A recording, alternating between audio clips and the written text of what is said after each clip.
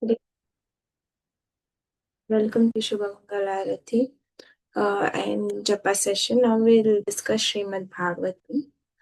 So today we'll be discussing verse number 34 from Canto 1, chapter 17. I will share the verse.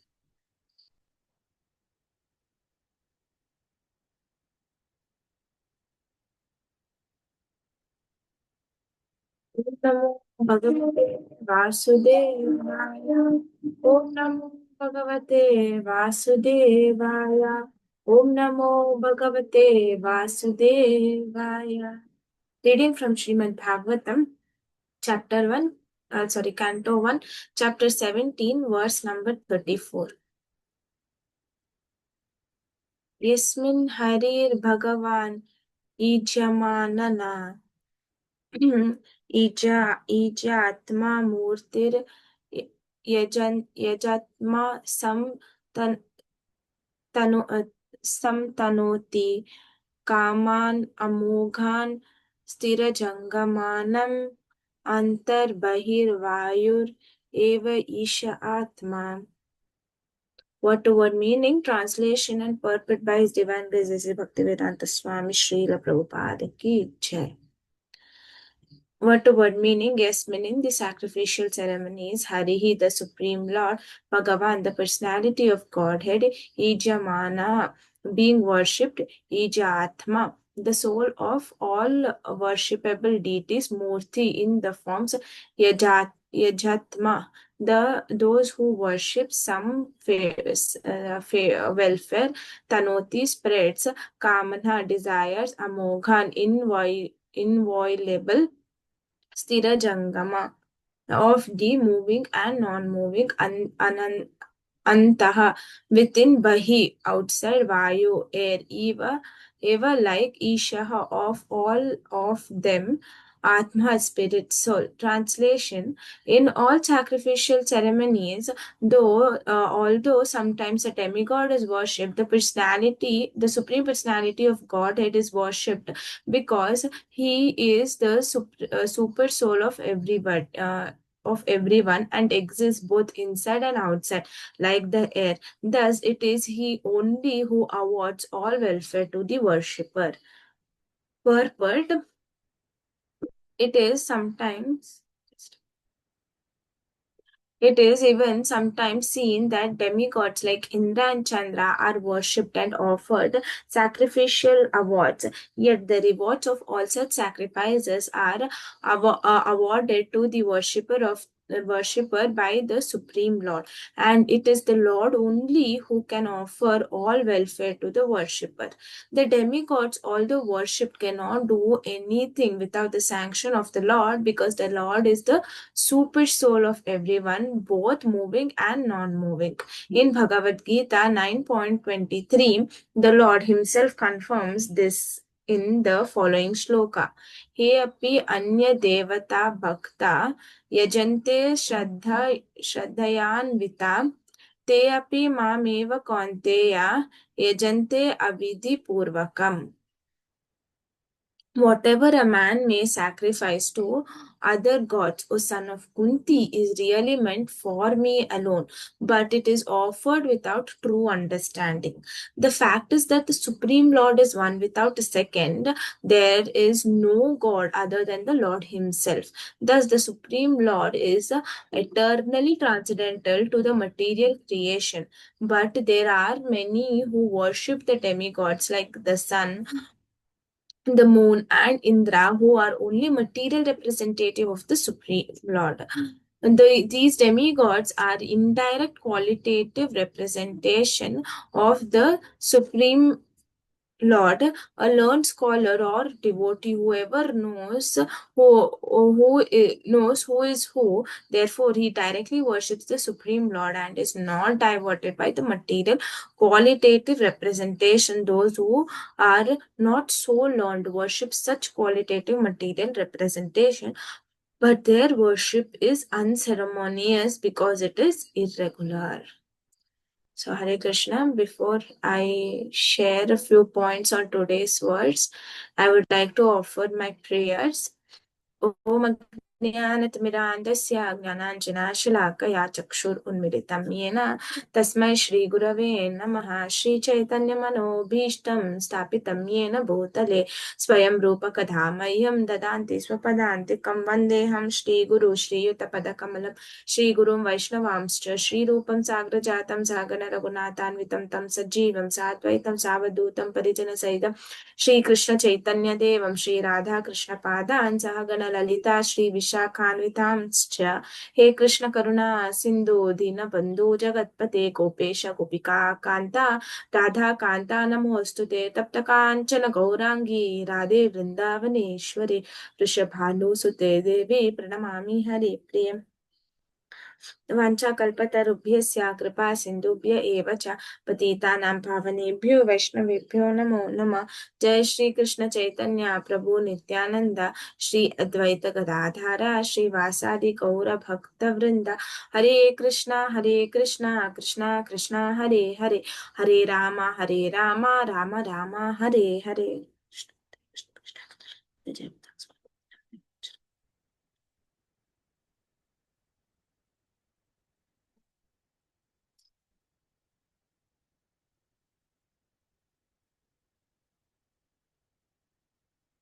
Just a minute.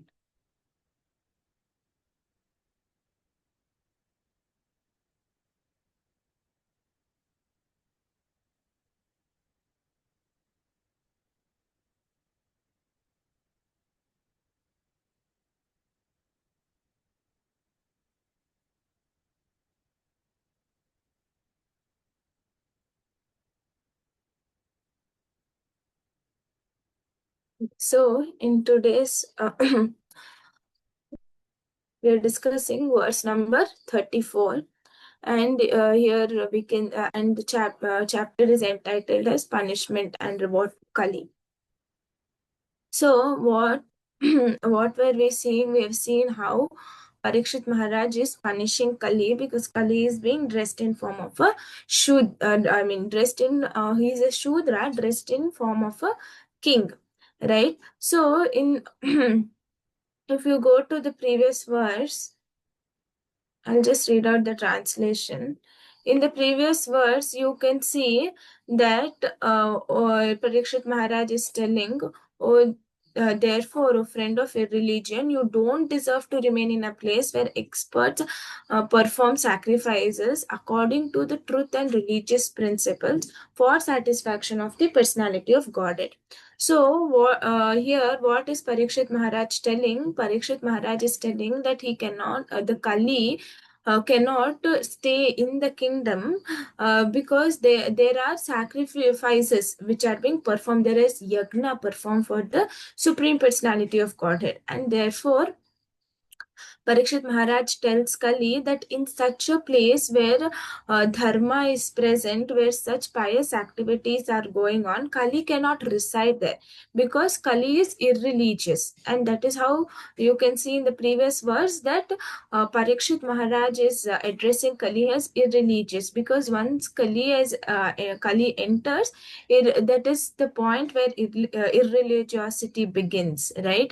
And in Parikshit Maharaj's kingdom, there are various sacrifices and yagnas performed for the pleasure of the Supreme Lord Krishna. So, because of that, Maharaj Parikshit tells Kali cannot reside in such a place. But now you can see in today's verse here, Kali is telling that okay, you are performing, you're telling that I cannot reside where you're performing sacrifices for the Supreme Lord. But I can reside at the place where, sacrifices are performed to the demigods. Right? That is how Kali is so intelligent. You can see how Kali Yuga is trying some or the other loophole to just get in and spread the effect of Kali in the kingdom of Maharaj Parikshit. So you can see here that Kali tells the sacrifices are being performed by the Brahmanas for the pleasure of the Supreme Lord. So Kali is telling, okay, I will reside in that place where the worship of demigod goes on, where where demigod is being worshipped or sacrifices are being performed for demigod. But here you can see what Parikshit Maharaj tells. Parikshit Maharaj is telling that this worship of demigod is indirectly, all the sacrificial ceremony that is performed for demigod is performed, is indirectly offered. It is an offering to the Supreme Lord himself, because the Supreme Lord is sitting as Paramatma in each and every living entity's heart, right? That is what the Supreme Lord tells in Bhagavad Gita also, Sarvascha Chaham Hridi Sannivishto, right? That the Supreme Lord is being seated in everybody's heart as Paramatma, and whatever sacrifices are performed for the demigod, it is an offering to the Supreme Lord himself. And that is how Maharaj Parikshit tells, you cannot even reside in the place where worship of demigod goes on, because it is directly or indirectly, it is the worship of the Supreme Lord himself, and the demigods are under the control of the Supreme Lord. They are not independent of the Supreme Lord. They are all, every living entity from the secondary creator Brahma to his smallest creation like the ant, everybody are under the control of the Supreme Lord, and the Supreme Lord is residing in everybody's heart as Paramatma. So every act that a living entity does, it is monitored by the Supreme Lord himself through his agents, right? That is what we can see, how the Lord tells that each different part of the body, it is being monitored by different demigods, right? Like the sun, the moon, and Agni Dev, Vayu Dev. So all of them are the agents of the Supreme Lord, and they are under the control of the Supreme Lord. So you can see when when a yagna goes on, it could be for any demigod. When a yagna is being performed, so there are ahutis done in the yagna. That means you invite them to come and accept the offering, that particular demigod. But in the end of a particular yagna or a homa, when it is being performed, there is something called as Maha-ahuti that has been done. And that is being done to the Supreme Lord. So, what do we understand by this? Even though a particular yagna is being done for a particular demigod, but finally, where does the offering go? The offering goes to the Supreme Lord. And that is the reason Maharaj Parikshit is telling Kali that you can't even reside in the place where worship of demigod goes, because in one or the other way, they are just agents. They are carrying agents. It is an offering is done to them, but finally it is being offered to the Supreme Lord. So it is just an indirect way of worshipping the Supreme Lord. We all know this famous example, right, that Srila Prabhupada gives. It is a very well known analogy, and I'm sure that all of you would have heard about it. That is the analogy of watering a tree. What does Srila Prabhupada tell? He tells that you cannot water, if a tree has to grow well, if it has to give out flowers, it doesn't mean that you individually water a particular leaf, a branch, or or the stem of the tree. You can't water a tree in that way, right? If a tree has to grow well and give out the desired fruits, then you have to water the roots of the tree. If you water the leaf of the tree, the plant does not get any nutrition, so you don't get the desired fruit. But if you directly offer if you water the roots of a plant, what happens? There is an overall nourishment to the entire plant, and whatever seed is being sown, that fructifies. So it is the similar thing. So instead of worshipping the demigod, each demigod separately, we can, worship the ultimate personality of Godhead, that is the Supreme Lord Krishna, because all of these demigods, they are like leaf in the tree. So they are different, they are just different leaves in different branches of the tree.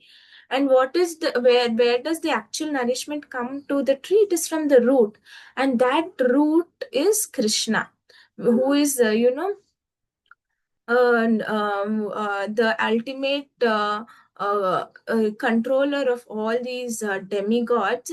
So nothing can happen without sanction of Krishna, and that is what Srila Prabhupada is writing in the purport also, that the demigods, although worshipped, cannot do anything without sanction of the Lord, because the Lord is the super soul of everybody, right? They are they cannot give out anything, they cannot give any benediction independently. They have to be sanctioned by the Supreme Lord. They have to ask the Supreme Lord for the permission to sanction it. If any demigod worshipper is going and asking a boon from the demigod cannot directly give out. They have to get the sanction from the Supreme Lord, and only then they can give out the benedictions to their worshippers. So, there is this, I was hearing to a lecture, and in that lecture, Prabhuji was mentioning how, he gave an example of the students who pass out from the college, right? Who pass out from the college, all the students, they are studying in one particular college. And when they have to graduate and receive their convocation certificate, that convocation certificate has to come from the university to which the college is being connected. Now the college cannot tell that these students have come to me, they have got their admission done in my college, I will only issue them convocation certificate. No, the certificate will have the name of the college, but the issuing authority will be the university. So you can see now, for example, in Bangalore, the issue, all the colleges are affiliated to Bangalore University. Even though the colleges are issuing convocation certificate and the name of the college is being printed on the certificate, but who is the issuing authority? The issuing authority becomes the Bangalore University, right? The college cannot claim that they've studied under me, so I will only sanction. That is not in the law book of the university, so that cannot happen. So you can see, what are we trying to understand here?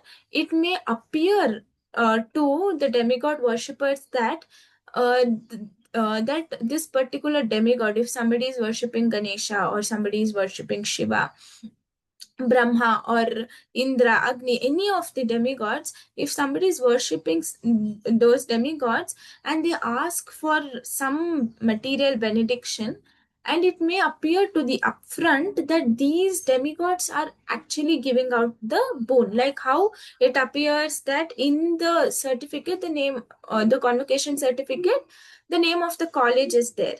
But who is the actual issuing authority? It is the university. So even though it may appear that the demigods are giving out boons, but it is actually sanctioned by the Supreme Lord.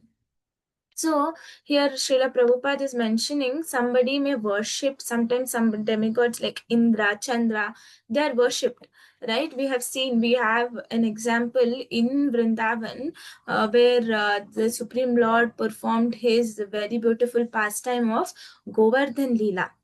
And in that Leela, what was happening actually, all the Vrajavasis, they were performing a sacrifice, they were offering, making offerings to Lord Indra.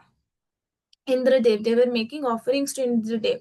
And then what did Krishna tell? Krishna tells it is the you have to worship Govardhan, because the cows are feeding the grass of Govardhan, and because they're feeding on Govardhan, the cows are ready to give milk, and because cow is giving milk, you are able to supply milk, make ghee, butter out of it, and sell it. So you have to worship the Govardhan, not Indradev. So We all know the pastime as to how Indra thinks that he is the controller, he is providing rains, and that is, and because of that, he has to be worshipped. The sacrifice has to be made to him. The offerings had to be made to Indra. But what is the Supreme Lord telling? The Supreme Lord is telling they have to worship Govardhan. Govardhan is none other than a mountain incarnation. If when Krishna incarnate takes a form of mountain, that is Govardhan.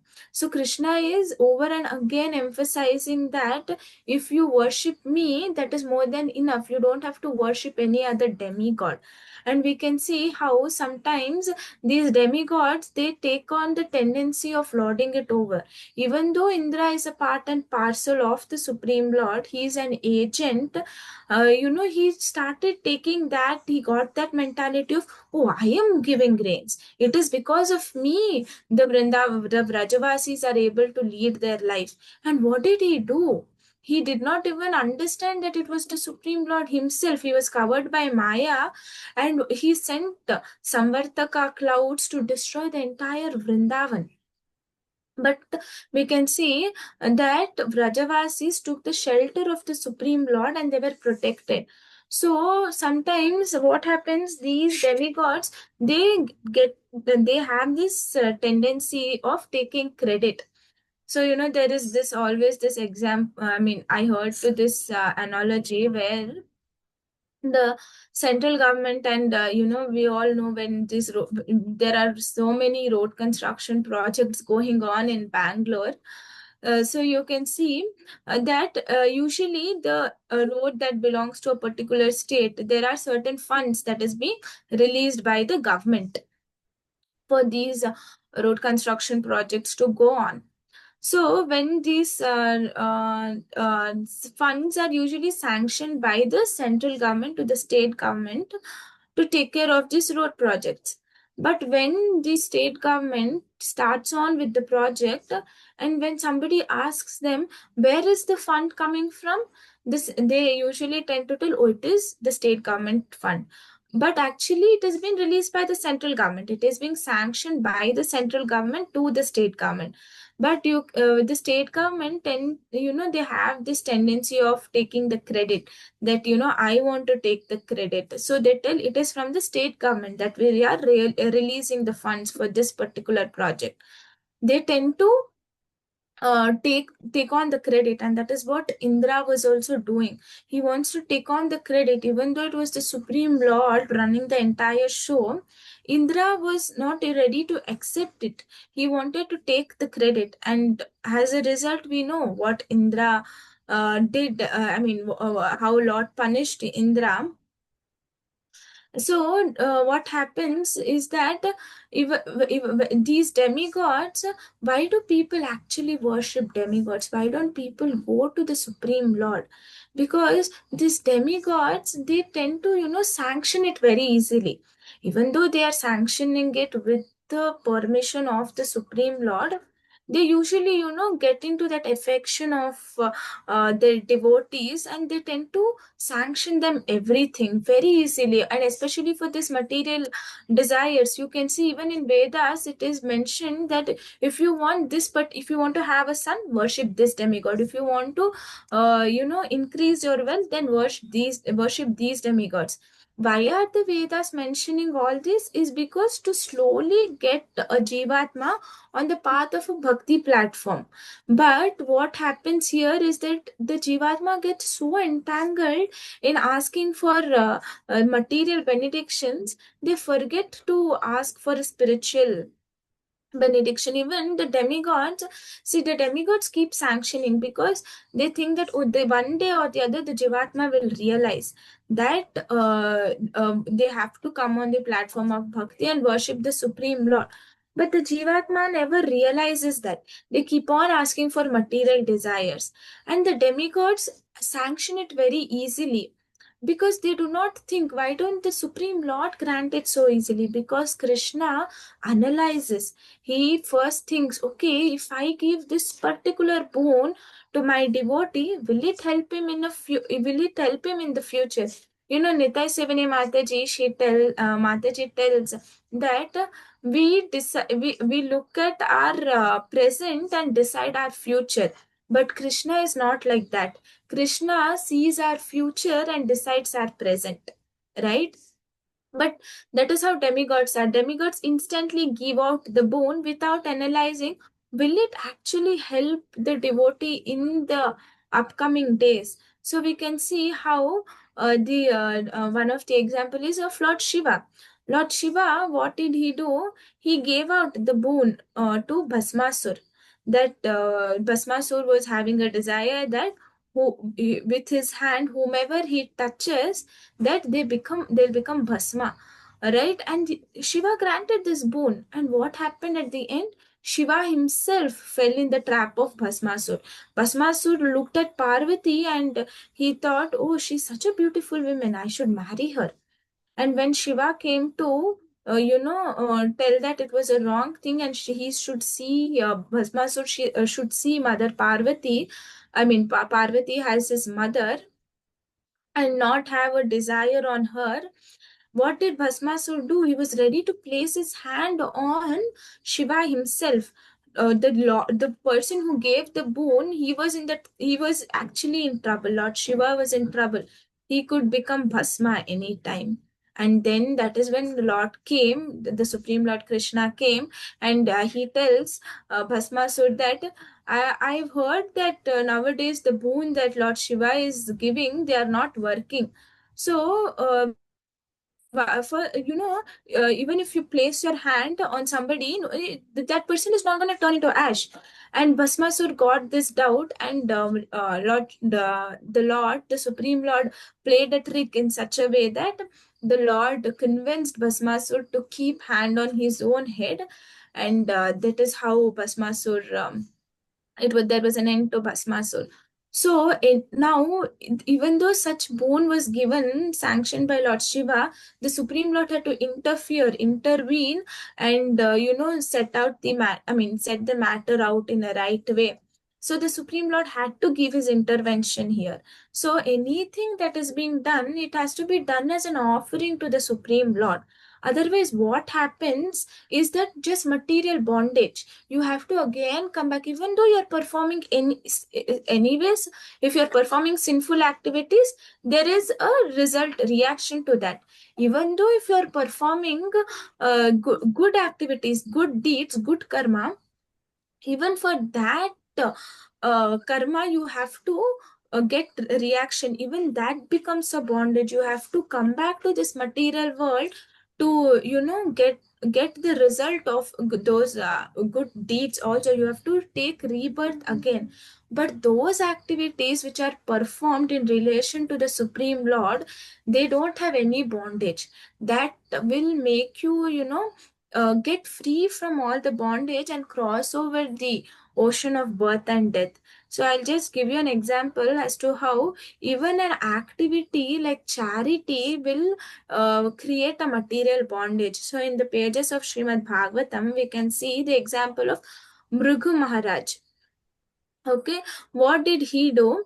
Once this particular king, he had given a cow in charity, okay, to a Brahmana.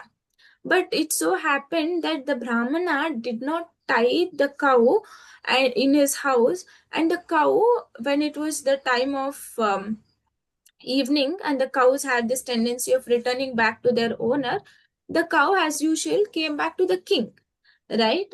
So the cow came back to the king's palace, and the next day, the king did not know that this cow it has come back and it has got mixed with the other cows.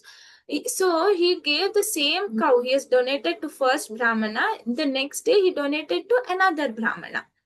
And then later, these two Brahmanas came to the king, and they were telling that that you have donated the same cow to us, and I want the cow which was initially donated to me. And this cow is again redonated to the second Brahmana, right?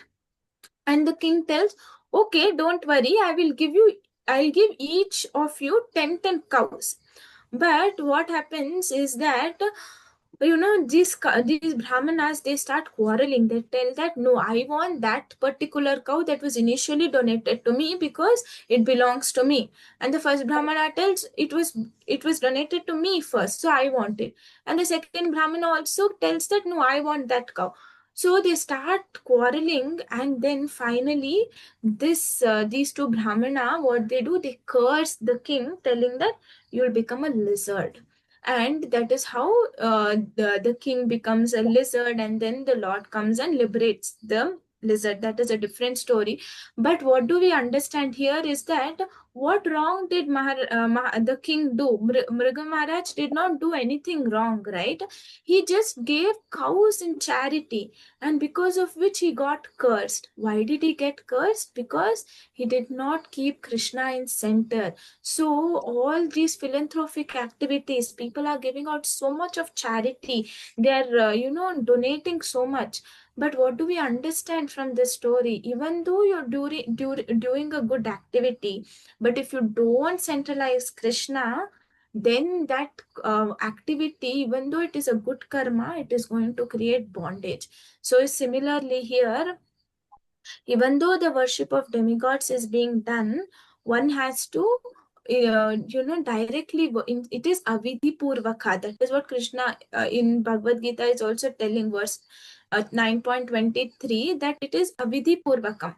Even though you're worshipping demigods, it is avidhi purvakam. You have to worship the supreme lord. You have to keep Krishna in the center, and every offering has to be made as an offering to the supreme lord, so that nobody has a bondage. No, it does not create a bondage, and they can cross over the material ocean. So in this age of Kali, what is the best sacrifice we can do is Harinam Sankirtan.